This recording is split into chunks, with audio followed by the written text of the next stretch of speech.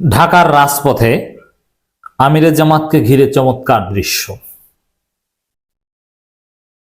দর্শক, এতদিন আমিরে জামাত দেশের আনাচে কানাচে সফর করে দেশ কাঁপিয়েছেন। কুষ্টিয়া, সাতক্ষীরা যেখানেই যান লোকে লোকারণ্য। এই সময়ে জনগণের কাছে সবচেয়ে গ্রহণযোগ্য নেতা।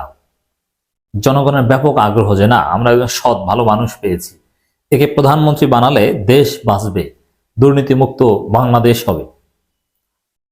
কিন্তু ঢাকার মধ্যবিত্ত, উচ্চবিত্ত বা ঢাকার জনগণের কাছে গ্রহণযোগ্যতা পাওয়া, ঢাকায় ডাক্তার শফিকুর রহমানকে নিয়ে হাইপ তৈরি হবে, ইটস ভেরি টাফ। কিন্তু সেটাও হচ্ছে।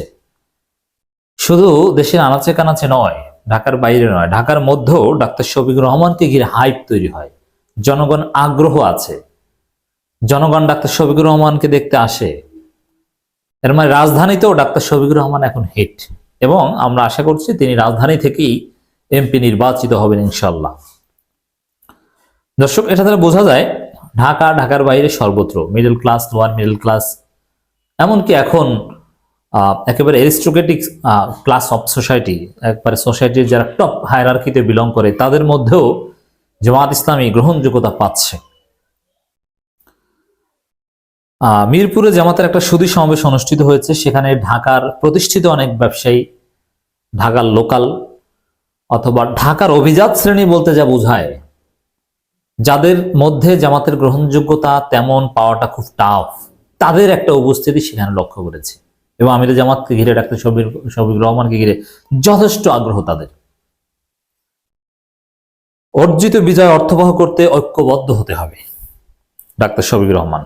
আওয়ামী বাকশালীরা ক্ষমতায় থাকার জন্য জনগণের বিরুদ্ধে যুদ্ধ ঘোষণা করে প্রায় 2000 মানুষকে হত্যা করে দেশকে মৃত্যুপুরীতে পরিণত করেছে বলে মন্তব্য করেছেন বাংলাদেশ জামাত ইসলামের আমির ডাক্তার শফিকুর রহমান। অতএব ওই 2000 মৃত্যুকে আমরা ভুলে গেছি, বিএনপি ভুলে গেছে, ওইটা নিয়ে কোনো কথা নেই। তাদের জিকির এখন নির্বাচন আর টেম্পো স্টান।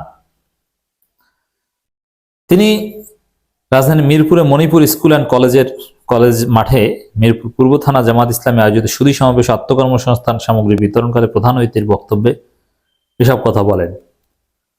দর্শক, এই মণিপুর স্কুলের অনেক শিক্ষক নির্যাতিত ছিল কামাল আহমেদ মজুমদারের মাধ্যমে। এর 18 জন শিক্ষকের চাকরি চলে গিয়েছিল। আল্লামা সাঈদীর রায়ের পর তাদের প্রতিক্রিয়ার কারণে তাদেরকে বেকার বানিয়ে দেওয়া হয়েছিল। কোটি কোটি টাকায় মণিপুর স্কুল থেকে কামাল আহমেদ মজুমদার থেকে শুরু করে আওয়ামী লীগ নেতারা খেয়েছে। ওখানেই বসে থাকতো, অন্য কাজ করতো না। অথচ এটা জামাতপন্থী লোকজনের প্রতিষ্ঠিত প্রতিষ্ঠান। মণিপুর স্কুল মুক্ত হয়েছে আলহামদুলিল্লাহ। সে 18 জন বরখাস্ত শিক্ষক অগাস্ট মাসের শুরুর দিকে হাসিনা পালানোর পরই জয়েন করেছেন, এবং সেই 2013 সালের পর তাদের যত সুযোগ সুবিধা বেতন সব পেয়েছেন, কোটি টাকার মতো এক একজন। আলহামদুলিল্লাহ।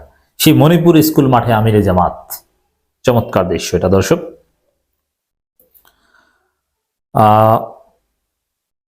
থানা আমির শাহ আলম তুহিনের সভাপতিত্ব, সেক্রেটারি ওয়াহিদুল ইসলাম সাদির পরিচালনায় সমাবেশে বিশেষ অতিথির বক্তব্য রাখেন কেন্দ্রীয় নির্বাহী পরিষদ সদস্য ঢাকা মহানগর উত্তরের আমির মোহাম্মদ সালিম উদ্দিন, কেন্দ্রীয় কর্মপরিষদ সদস্য ঢাকা মহানগর উত্তরের নায়েব আমির আব্দুর রহমান মুসা, মহানগর সেক্রেটারি ডক্টর মোহাম্মদ রেজাউল করিম।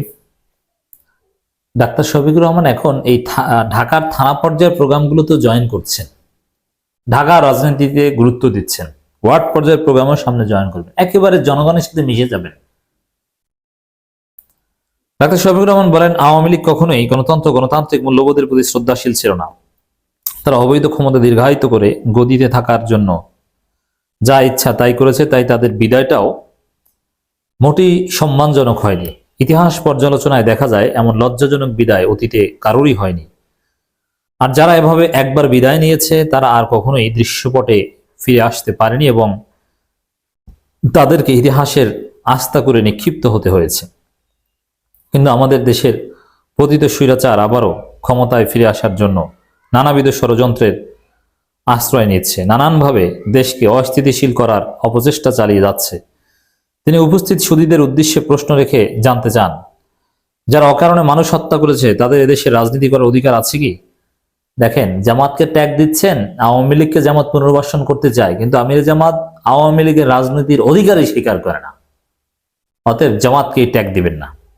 বরং রাজনীতি করার অধিকার আছে, গণতন্ত্রে নিষিদ্ধ করার সুযোগ নেই, বিএনপি নিষিদ্ধ চায় না, এগুলো বিএনপি বলছে, জামাত নয়। জামাত আওয়ামী লীগের রাজনীতির অধিকারী স্বীকার করেন, স্পষ্ট কথা। তিনি অর্জিত বিজয়কে অর্থবহ করার জন্য সকলকে ঐক্যবদ্ধ থাকার আহ্বান জানান।